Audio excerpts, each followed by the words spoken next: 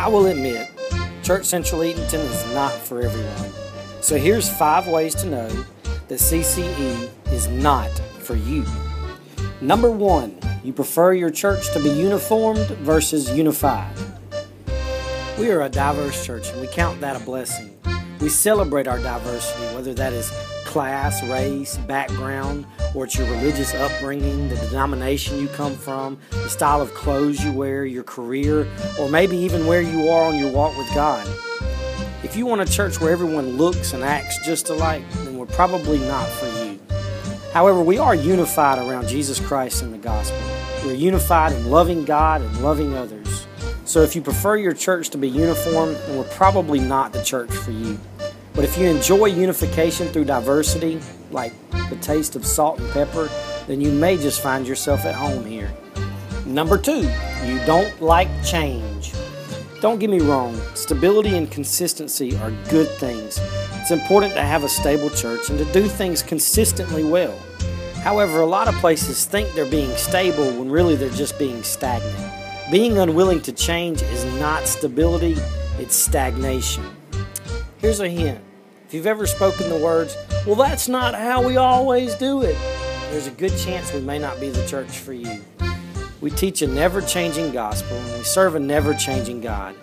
However, we can become stagnant when we just want to do the same things over and over and over again without purpose. Think of it this way. Stability is the recipe. Stagnation is the leftovers. The leftovers will eventually grow old and be worthless, deserving only to be thrown out. But the recipe is good for a new meal time and time again. So if you don't like change and spend most of your time focusing on the good old days, you may find yourself disappointed with our church. There's 2 C words I want to teach you. One's contextualization. That means bringing the gospel into the present day and present situations. The other C word is creativity. You may be excited to learn all the ways we can serve God with the creativity He has instilled in each of us. So if you don't like change and want to keep things the way they've always been, you may not like us. But if you want to find new and creative ways to serve God and serve others, then we may be able to grow together. Number 3, you prefer a neat, clean, and pretty religion. Again, there's nothing wrong with being organized and neat. In fact, God did not create the world through chaos, and the world does not continue through chaos, even though sometimes it may seem like it. There is also nothing wrong with living a clean life. Jesus asked many that He gave grace to sin no more. But, and that's a big but, the gospel is dirty. There is nothing clean and pretty about God's only Son being beaten, mocked, and crucified because of our sin. It wasn't just for bad people that God required this sacrifice. It was for all people. A clean and pretty religion requires people to look the part, to wear the mask, but it never forces people to really surrender their lives to Christ. It asks people to clean up themselves instead of recognizing and throwing all of our filthy sins at the feet of Jesus. Jesus came down from heaven and He got His hands dirty for sinners like you and me. So we should both realize that He did it for us, and we should also follow His example and be willing to get our hands dirty as well. The gospel is a messy thing, and there is nothing clean and pretty about its work. So if you prefer your church to be clean and pretty all the time, you may be uncomfortable coming here. Because as Christians, I think we should be willing to get our hands dirty for the sake of the gospel, to pull people out of the filth that we oftentimes find ourselves in. And we should never forget that we too were pulled out of the filth because of the gospel and its salvation work. Number 4, you prefer your Christianity to be spent on the sidelines. Christianity is not a spectator sport. It's not a place where you cheer other people on.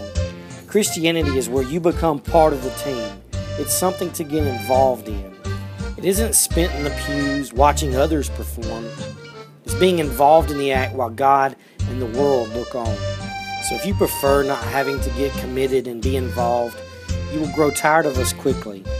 I once heard a pastor say, "Saved people serve people," and I couldn't agree more. So if you would rather count sitting in a chair as fulfillment of your religious obligation, then we could probably use your chair. Jesus didn't call us to watch Him. He called us to follow Him. This is a task that requires energy and effort. This energy and effort is not the means for your salvation, but is something you do as a result of it.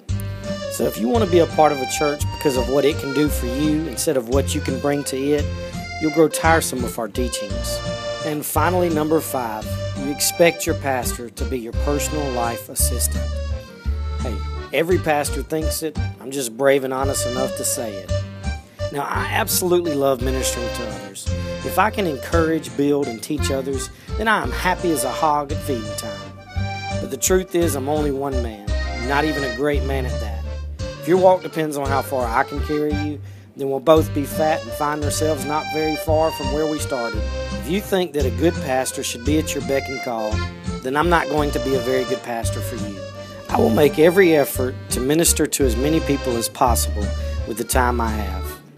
But I believe community is way more effective and way more necessary. A church is not one person leading and doing for all, holding all in his hands. It's each person following after Christ while serving and loving one another.